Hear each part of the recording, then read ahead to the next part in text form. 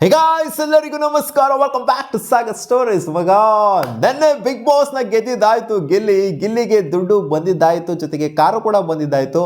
And runner ಅಪ್ಗೆ almost ಅಷ್ಟು 25 ಲಕ್ಷನೂ ಕೂಡ ಸಿಕ್ಕಿದ್ದಾಯ್ತು. ನೆನ್ನೆ ದುಡ್ಡು ನಂಬರ್ 3 ಬಂದವ್ರಿಗೂ ಕೂಡ, ಅಶ್ವಿನಿ ಗೌಡಗೂ ಕೂಡ ದುಡ್ಡು ಸಿಕ್ತು, ನಂಬರ್ 4 ಬಂದವ್ರಿಗೂ ಕೂಡ ದುಡ್ಡು ಸಿಕ್ತು. ಅಂದರೆ ಅವರ ಪೇಮೆಂಟ್ ಸಪ್ರೇಟು, ಅವರ ಪೇಮೆಂಟ್ ಹೊರತುಪಡಿಸಿ ಇದು ವಿನ್ನಿಂಗ್ ಪ್ರೈಸು. ನಂಬರ್ 3 ನಂಬರ್ 4 ಈ ಪೊಸಿಷನ್ಗಳಿಗೆ ವಿನ್ನಿಂಗ್ ಪ್ರೈಸ್. ಇದು ಪೇಮೆಂಟ್ ಅಂತೂ ಇದ್ದೇ ಇರುತ್ತೆ. ಅವರೆಷ್ಟು ನಿಗದಿ ಮಾಡ್ಕೊಂಡು ಹೋಗಿರ್ತಾರೋ ಇನಿಷಿಯಲಿ ವಾರಕ್ಕಿಷ್ಟು ಅನ್ನೋ ಥರ, ಸೊ ಅದಂತೂ ಪಕ್ಕಾ ಬಂದೇ ಬರುತ್ತೆ, ಅದು ಸಪ್ರೇಟು. ಸೊ ಇವಾಗೇನು ಅಂತಂದರೆ ಎಲ್ಲರಿಗೂ ಕನ್ಫ್ಯೂಷನ್ ಇರುವಂಥದ್ದು, ಎಷ್ಟು ಸಿಗುತ್ತೆ 50 ಲಕ್ಷದಲ್ಲಿ ಟ್ಯಾಕ್ಸ್ ಡಿಡಕ್ಷನ್ಸು ಗೊತ್ತಿಲ್ಲಪ್ಪ, ಎಲ್ಲರಿಗೂ ಗೊತ್ತಿರುತ್ತೆ ಟ್ಯಾಕ್ಸ್ ಡಿಡಕ್ಷನ್ಸು ಎಷ್ಟಾಗುತ್ತೆ ಅಂತ ಗೊತ್ತಿರೋದಿಲ್ಲ, ಬಟ್ ಟ್ಯಾಕ್ಸ್ ಡಿಡಕ್ಷನ್ ಆಗುತ್ತೆ ಅಂತ ಗೊತ್ತಿರುತ್ತೆ. 50 ಲಕ್ಷ ವಿನ್ನಿಂಗ್ ಪ್ರೈಸು. ಆ ಕಾರ್ ಸಿಗುತ್ತಲ್ಲ, ಆ ಕಾರ್ ಮೇಲೆ ಏನು ಅದೇನು ಟ್ಯಾಕ್ಸ್ ಡಿಡಕ್ಷನ್ ಅದು ಇದೆಲ್ಲ ಏನಿರೋದಿಲ್ಲ, ಯಾಕಂದರೆ ಕಾರೇ ಕೊಡ್ತಾರೆ, ಅವ್ರು ಗಿಫ್ಟ್ ಆಗಿನೇ ಕೊಡ್ತಾರೆ ಕಾರ್ನ. ಸೊ ಅದನ್ನೇನು ಡಿಡಕ್ಟ್ ಮಾಡ್ಕೊಳೋದು ಅದು ಇದು ಎಲ್ಲ ಅದು ಅಂಥದ್ದೆಲ್ಲ ಏನೂ ಇರೋದಿಲ್ಲ, ಕಾರಾಗೇನೆ ಬರುತ್ತೆ. ಬಟ್ ಇಲ್ಲಿ ದುಡ್ಡಿನ ವಿಚಾರ, ಕ್ಯಾಶ್ ಪ್ರೈಸ್ ಏನಿದೆ ಇದ್ರ ಮೇಲೆ ಡಿಡಕ್ಷನ್ಸು ಇರುತ್ತೆ, ಟ್ಯಾಕ್ಸ್ ಡಿಡಕ್ಷನ್ಸು. ಇವಾಗ ಅಂದ್ಕೊಂಡಿರ್ಬೋದು 50 ಲಕ್ಷಕ್ಕೆ ಯಾವ ಸ್ಲ್ಯಾಬು ಬರುತ್ತೆ, ಯಾವ ಸ್ಲ್ಯಾಬಲ್ಲಿ ಡಿಡಕ್ಷನ್ಸ್ ಆಗುತ್ತೆ, ಏನು 15% ಡಿಡಕ್ಟ್ ಆಗುತ್ತೆ, 20% ಡಿಡಕ್ಟ್ ಆಗುತ್ತಾ, ಎಷ್ಟು ಪರ್ಸೆಂಟ್ ಡಿಡಕ್ಟ್ ಆಗುತ್ತೆ ಅಂತ. ಸೊ ನಾರ್ಮಲ್ ಟ್ಯಾಕ್ಸ್ ಸ್ಲ್ಯಾಬು ಇದಕ್ಕೆ, ಅಂದರೆ ಇವಾಗ ಸ್ಯಾಲರಿಡ್ ಎಂಪ್ಲಾಯೀಸ್ಗಳಿಗೆ ಇರುವಂಥ ಟ್ಯಾಕ್ಸ್ ಸ್ಲ್ಯಾಬ್ಗಳು ಇದಕ್ಕೆ ಅಪ್ಲೈ ಆಗೋದಿಲ್ಲ. ಸೊ ಇದಕ್ಕೆ ಬೇರೆ ಟ್ಯಾಕ್ಸು ಇದೆ, ಅದೇ ಇನ್ಕಮ್ ಟ್ಯಾಕ್ಸಲ್ಲಿರುವಂಥ ಒಂದು ಸ್ಪೆಷಲ್ ಟ್ಯಾಕ್ಸ್ ಇದು. ರಿಯಾಲಿಟಿ ಶೋಗಳನ್ನ ಮತ್ತು ಈ ಟಿ ವಿ ಶೋಗಳನ್ನ ಗೆದ್ದಿರೋದಕ್ಕೆ ಕೊಡುವಂಥ ಬಹುಮಾನ ಮತ. ಇದು ಒಂಥರ ಅರ್ನಿಂಗ್ ಅಂತ ಹೇಳೋದಕ್ಕಾಗೋದಿಲ್ಲ, ಬಟ್ ಆದರೂ ಅರ್ನಿಂಗ್, ಇದು ಗಿಫ್ಟ್. ಇದು ಅವರು ಅರ್ನಿಂಗೇ ಬೇರೆ, ಅಂದರೆ ಅವ್ರ ಸ್ಯಾಲ್ರಿನೇ ಬೇರೆ. ಸ್ಯಾಲ್ರಿ ಯಾವುದು ಅಂತಂದರೆ ಅವರು ವಾರಕ್ಕಿಷ್ಟು ಅಂತ ಹೋಗಿರ್ತಾರಲ್ಲ, ಅಂದರೆ ವಾರಕ್ಕಿಷ್ಟು ಕೊಡಬೇಕು ನಮಗೆ ಅಂತ ಅವ್ರು ಇನಿಷಿಯಲಿ ಹೇಳ್ಕೊಂಡು ಹೋಗಿರ್ತಾರಲ್ಲ, ಅದು ಸ್ಯಾಲ್ರಿ. ಇದು ಬಹುಮಾನ, ಇದು ಪ್ರೈಸ್ ಅಮೌಂಟು. ಈ ಪ್ರೈಸ್ ಅಮೌಂಟ್ ಮೇಲೆ ಬೇರೆ ಥರ ಡಿಡಕ್ಷನ್ಸ್ ಇರುತ್ತೆ. ಸೊ ಪ್ರೈಸ್ ಅಮೌಂಟ್ ಮೇಲೆ 30% ಡಿಡಕ್ಷನ್ ಅಂತ ಗುರು. ಈ ಟಿ ವಿ ಶೋ ಅಲ್ಲಿ ಗೆದ್ದಂಥ ಪ್ರೈಸ್ ಅಮೌಂಟಿಗೆ 30% ಡಿಡಕ್ಷನ್, ಅದೆಷ್ಟೇ ಆದ್ರೂ ಕೂಡ 30% ಡಿಡಕ್ಷನ್ ಆಗುತ್ತಂತೆ. ಇವಾಗ ರಕ್ಷಿತಾ ಅವ್ರಿಗೆ ಆಲ್ಮೋಸ್ಟ್ 25 ಲಕ್ಷ ಸಿಕ್ಕಿದೆ, ಅದರಲ್ಲಿ 30% ಡಿಡಕ್ಷನು. ಈ ಕಡೆಯಿಂದ ಗಿಲ್ಲಿ ಅವ್ರಿಗೆ ಸಿಕ್ಕಿರೋದು 50 ಲಕ್ಷ, ಅದರಲ್ಲಿ 30% ಡಿಡಕ್ಷನ್ ಆಗುತ್ತೆ.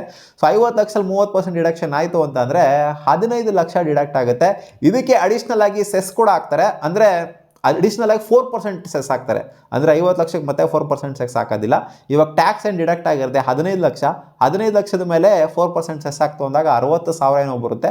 ಸೊ ಓವರ್ ಆಲ್ ಡಿಡಕ್ಷನ್ಸ್ ಅಂತ ಬಂದಾಗ 15 ಲಕ್ಷದ 60,000 ಇವರಿಗೆ ಡಿಡಕ್ಟ್ ಆಗುತ್ತೆ. So almost close to 35 lakh ಅಥವಾ 34 ಲಕ್ಷ ಚಿಲ್ಲರೆ ಸಿಗುತ್ತೆ ಅಂತ ಅಂದ್ಕೊಳ್ಳಿ.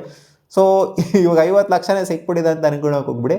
ಸಿಕ್ಕಿರೋವಂಥ ಅಮೌಂಟ್ ಬಂದ್ಬಿಟ್ಟು 35 ಲಕ್ಷ, ಕ್ಲೋಸ್ ಟು 35 ಲಕ್ಷ ಅಥವಾ 34.5 ಲಕ್ಷ ಅಂತ ಅಂದ್ಕೊಳ್ಳಿ. ಸೊ ಇಷ್ಟು ಗಿಲ್ಲಿ ನಟ ಅವರಿಗೆ ಸಿಕ್ಕಿರೋದು.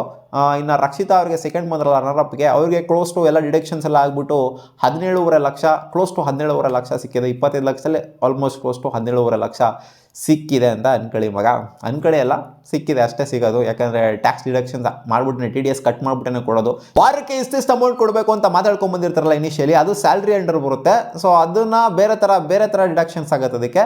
ಸೊ ಇದು ಕೊಡ್ತಾ ಇರೋದು ಪ್ರೈವೇಟ್ ಲಿಮಿಟೆಡ್, ಅಂದರೆ 50 ಲಕ್ಷ ಗಿಫ್ಟ್ ಕೊಡ್ತಲ್ಲ, ಅದು ಬಂದೊಂದು ಪ್ರೈವೇಟ್ ಲಿಮಿಟೆಡ್. ಸೊ ಆಬ್ವಿಯಸ್ಲಿ ಅವ್ರು ಕಟ್ ಮಾಡಲೇಬೇಕು. ಹಂಗೆ ಟಕ್ಕನಂಗೆ 50 ಲಕ್ಷ ತೊಗೊಂಬಂದು ಕೊಟ್ಬಿಡೋಕ್ಕಾಗೋದಿಲ್ಲ, ಕ್ಯಾಶ್ ಪ್ರೈಸ್ ತೊಗೊಂಬಂದು ಕೊಟ್ಬಿಡೋಕ್ಕಾಗೋದಿಲ್ಲ, ಅಕೌಂಟಿಗೆ ಟ್ರಾನ್ಸ್ಫರ್ ಆಗುತ್ತದೆ ದುಡ್ಡು, ಏನು ಅವ್ರಿಗೆ ಕ್ಯಾಶ್ ಏನು ಕೊಡೋದಿಲ್ಲ. ಇನ್ಫ್ಯಾಕ್ಟ್ ಇಲ್ಲಿ ಕ್ವಶನ್ ಇರೋದೇನು ಅಂತಂದರೆ, ಸುದೀಪ್ ಅಣ್ಣ ಅವ್ರು 10 ಲಕ್ಷ ಕೊಡ್ತೀವಿ ಅಂತ ಹೇಳಿದ್ರಲ್ಲ, ಅದನ್ನು ಯಾವ ಥರ ಕೊಡ್ತಾರೆ ಅನ್ನೋದು ಎಲ್ಲರಿಗೂ ಕೂಡ ಕ್ವಶನ್ ಇದ್ದೇ ಇರುತ್ತೆ. ಇದನ್ನ TDS ಕಟ್ ಮಾಡ್ಕೊಂಡು ಕೊಡ್ತಾರೆ ಸುದೀಪ್ ಅಣ್ಣವರು, ಅಥವಾ ಹಂಗೆ ಕೊಡ್ತಾರ ಅಂತ. ಸೊ ಇದನ್ನು ಪ್ರೈವೇಟ್ ಲಿಮಿಟೆಡ್ ಅಲ್ಲ, ಇದು 1-on-1 ಇಂಡಿವಿಜುವಲ್ಗೆ ಕೊಡುವಂಥದ್ದು. ಬಟ್ ಇದು ಯಾವ ಥರ ಕೊಡ್ತಾರೆ ಅನ್ನೋದು ಇನ್ನೂ ಸಹ ಕ್ವಶನಲ್ಲಿ ಇದೆ. ಇಂಡಿವಿಜುವಲ್ ಬೇಕಾದ್ರೆ ನನ್ನ ಫ್ರೆಂಡಿಗೆ ಕೊಡ್ಬೋದು ಒಂದು 10 ಲಕ್ಷ, ತಗೋ ಮಜಾ ಮಾಡೋಗುರು ಅಂತ. ಅಂದರೆ ಏನೋ ಮದುವೆಗೆ ಆಯ್ತವ್ರೆ ಅಂತಾರೆ, ಕೊಡ್ಬೋದು ತಗೊಂಡೋಗಿ ಒಂದು 10 ಲಕ್ಷನ. ಕೊಡಲ್ಲ, ನಾನು ಹೇಳ್ತಾ ಇರೋದು ಸುಮ್ಮನೆ. ಸೊ ಅದಕ್ಕೆಲ್ಲ ಏನು ಟ್ಯಾಕ್ಸ್ ಗಿಕ್ಸೆಲ್ಲ ಏನು ಕಟ್ ಆಗೋದಿಲ್ಲ. ಬಟ್ ಅವ್ರು ಯಾವ ಥರ ಕೊಡ್ತಾರೆ ಅದ್ರ ಮೇಲೆ ಡಿಪೆಂಡೆಂಟ್ ಆಗಿರುತ್ತೆ. ಅವರು ಬೇಕಾದ್ರೆ ಇಲ್ಲ ನಾನು ಈ ಥರ ಗಿಫ್ಟ್ ಕೊಡ್ತಾ ಇದ್ದೀನಿ, ಅವರು ಇನ್ಕಮ್ ಟ್ಯಾಕ್ಸಲ್ಲಿ ತೋರಿಸೋದಕ್ಕೋಸ್ಕರ ನಾನು ಈ ಥರ ಗಿಫ್ಟ್ ಕೊಡ್ತಾ ಇದ್ದೀನಿ ಅಂತ ಆ ಥರ ಮಾಡಿದ್ರು ಮಾಡ್ಬೋದು.